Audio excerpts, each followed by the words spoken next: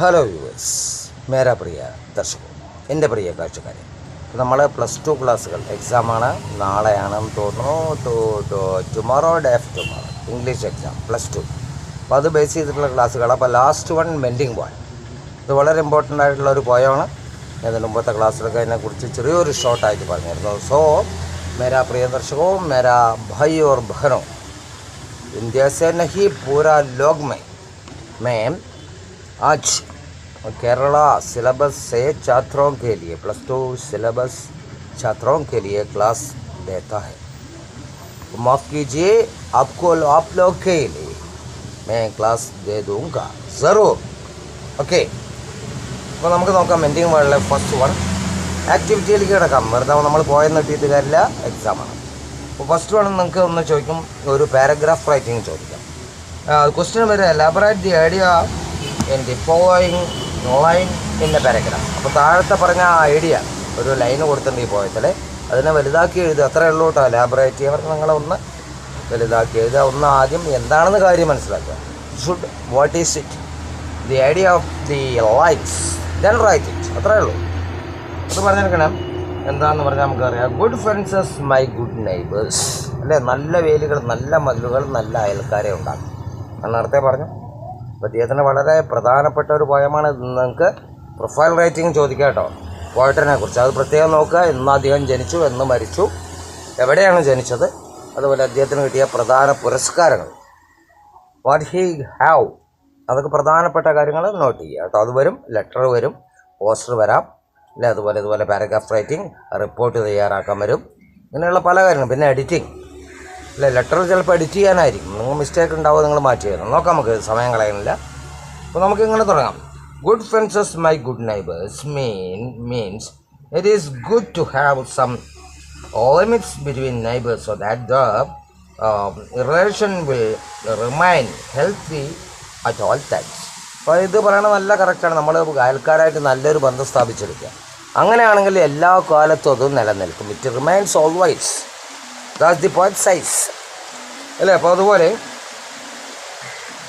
നോക്കാം. If there is unlimited freedom between neighbours trouble will soon start. അപ്പോൾ അങ്ങനെ നമ്മൾ തമ്മിലുള്ള വല്ല പ്രശ്നങ്ങളും നമ്മൾ തമ്മിൽ, അതായത് അയൽക്കാർ തമ്മിൽ പ്രശ്നങ്ങളുണ്ടെങ്കിൽ ഉടനെ പ്രശ്നങ്ങൾ ഉദിച്ചു പോകും അവർ തമ്മിൽ. Then suppose you grow goats in your house. Your neighbors have vegetable garden.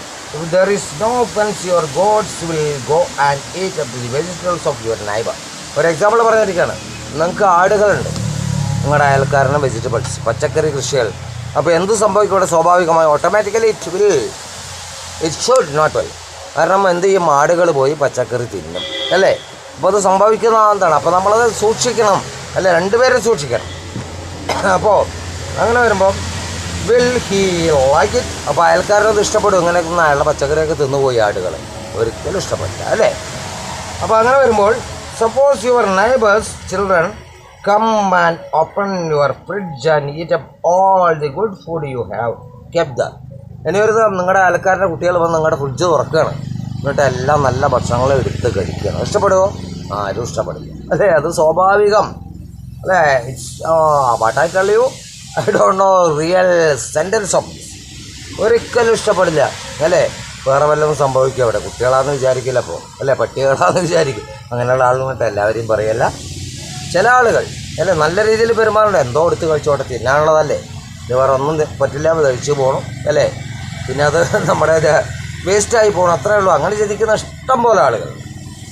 ഇപ്പോൾ നിങ്ങളും അങ്ങനെ ചിന്തിക്കുക, അതാണ് പറഞ്ഞു തരുന്നത്.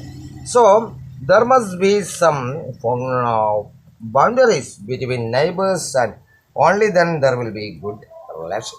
അതുകൊണ്ട് പറയുകയാണ്, നമ്മൾ തമ്മിലുള്ള ഒരു ഇടയിൽ, അല്ലേ, ഒരു തടസ്സം എന്ന് പറഞ്ഞാൽ ഒരു ഇടയിലൊരു എന്താ പറയുക, നമ്മുടെ അയൽക്കാരായിട്ടൊരു ഇടയിലൊരു മതിലെന്ന് പറയാൻ പറ്റില്ല. ഒരു ചില കാര്യങ്ങൾ പറയുക, ചിലത് പറയാതിരിക്കുക, ചില കാര്യങ്ങൾ ചെയ്യുക, ചിലത് ചെയ്യാതിരിക്കുക.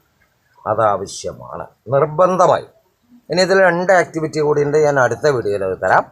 ഇന്ന് തീർക്കും, നമ്മൾ പോർഷൻ തീർക്കും. എന്നിട്ട് വേണം, വേറെ ക്ലാസ്സുകളുണ്ട്. പിന്നെ എൻ്റെ ക്ലാസ്സുകളിലേക്ക് ഞാൻ പോകണം, അതിന് നിൽക്കുന്നില്ല. അപ്പോൾ നിങ്ങളെ എഴുതുമ്പോൾ നിങ്ങളുടെ ഹാൻഡ് റൈറ്റിംഗ് വളരെ ശ്രദ്ധിക്കണം, നല്ലതായി പോകണം. കാരണം ഈ തലതിരിച്ച് എഴുതുന്ന ഒരുപാട് ആൾക്കാർ കേട്ടോ. ഞാൻ പറയും അറബ് ലെറ്റേഴ്സ്, ഞാനൊരു വെറുതെ ഒരു തമാശ, അറബ് ലെറ്റേഴ്സ് അറിയാം, എവിടുന്നാണ് തുടങ്ങണമെന്ന് അറിയാം, റൈറ്റുള്ള അല്ലേ. അപ്പോൾ അങ്ങനെ വന്നപ്പോൾ നമ്മുടെ ഒരു മലയാളത്തിലെ ഒരു വലിയൊരു ജിമ്മിൻ്റെ ഒരു പരസ്യം അറബ് നാട്ടിലേക്ക് പോയി പേപ്പറിലെ. അപ്പോൾ ഈ ജിമ്മിൻ്റെ പരസ്യത്തിൽ പറഞ്ഞ ജിമ്മ് ആദ്യം അങ്ങനെ നല്ല തടിയുള്ള ആൾ, നല്ല മെലിഞ്ഞ ഒരാൾ ആദ്യം, പിന്നെ ഒരു മാസം കഴിച്ച് കുറച്ചുകൂടി തടി കൂടി, 3 മാസം 2 മാസം, ലാസ്റ്റ് വലിയൊരു കൊണ്ടപ്പനായി മസിലൊക്കെ കാണിച്ച്.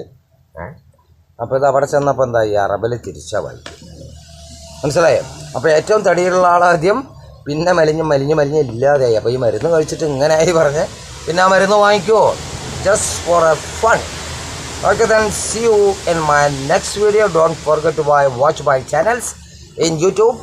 Step Up with English, Prakash DK Menon. Subscribe and share. You haven't subscribed, you can get the continuation of the class. That's why. അതുപോലെ ഫേസ്ബുക്ക് ഇൻസ്റ്റാഗ്രാമിൽ എൻ്റെ link Step Up with English 108 Actually art. Following it and share. Okay, then see you in my next video, long video. Okay, then